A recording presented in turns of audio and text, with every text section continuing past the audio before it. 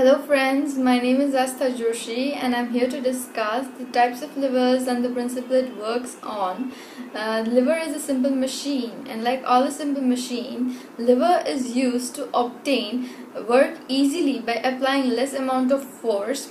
Lever is classified into three classes based on the arrangement of its parts, and these classes are the first class levers, the second class levers and the third class levers.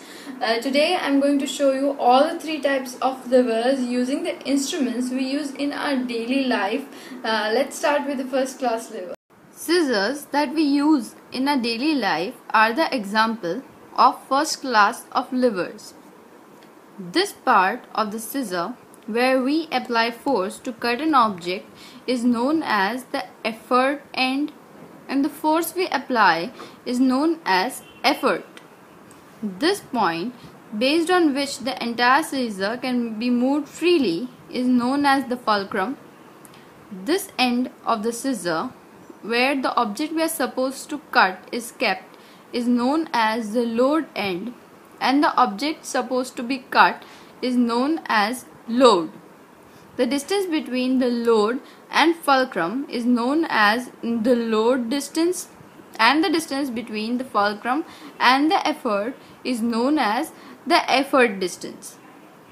Thus, a lever in which fulcrum is situated between the load and effort is categorized as the first class lever. The lemon squeezer, which we use in our daily life, is an example of the second class of lever. This fixed point is the fulcrum. Load, in this case, the lemon will be placed here, and the effort required to squeeze the lemon will be applied on this part. Thus, a lever in which load is between the effort and fulcrum is known as the second class lever. Tong that we use in our kitchen daily is also an example of lever. This fixed point is the fulcrum. Effort is applied in this portion, and this portion is used to pick up the load.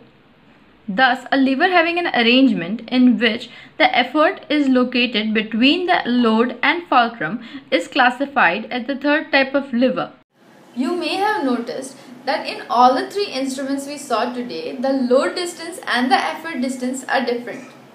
So the question may arise, does the effort distance and load distance have any role to play in making our work easy? Yes, they do. It can be understood by the principle of levers. The principle of levers says that the product of load and load distance has to be equal to the product of effort and effort distance.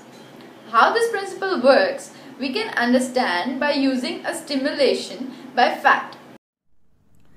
Here is the scale. It is fixed at the center.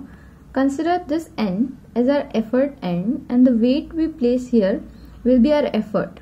The other end is considered as the load end, and the weight we place here is known as our load.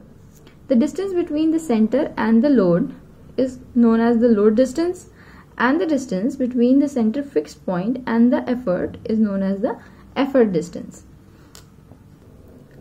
Now I am placing the 5 kg of weight on the effort end at 2 meter distance and 10 kg of weight at the load end again at 2 meters distance.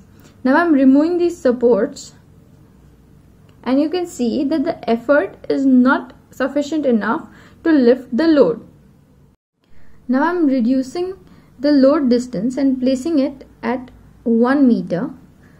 Now you can see that both the ends are balanced. Now again I am reducing the load distance by a little, and now I am removing the supports. Now you can see that even with 5 kg of effort, you can lift 10 kg of your load. This principle is used in our levers. By using this principle, we can easily lift heavy objects by applying less amount of force. You can prove the principle of levers on your own. All you will need is a scale and few weights. If you perform this activity on your own and need any kind of help, please do let us know. We will be happy to help. Till then, thanks for watching the video and hope you enjoyed it. Thank you.